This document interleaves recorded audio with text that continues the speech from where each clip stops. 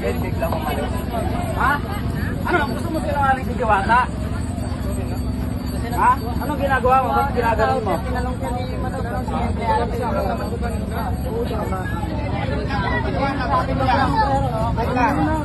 Ganito kasi ito. Ayan si Diwata, oh. Ganito pasahod ako, nakapila yung tao.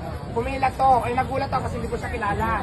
Hindi ka nagpapito, wala kang dalang phone. Tinanong kita kuya kung naka-duty ka kasi akala ko, yung mga tao ko, may pinasok. Oh, wala kang dala, kumingi ka sa sahod. Kaya tinanong kita kung naka-duty ka, hindi ka nagsabi ko, picture ka kuya. Ngayon nung nahalata siya na na kumukuha ng sahod, nakapila din. Tinanong ko sa mga tao kasi duda ako, sabi ko sahod ka rin ba? Nakaduta, sabi niya, oo, ngayon magsusuri ka, di ba? Hindi, totoo lang kasi sabihin lang natin totoo, yung tama lang tayo. Ngayon, kasi ang mga tao ko marami. Tinanong ko itong mga to, kasi nung tinanong kita nakapila ka, kung naka-duty ka,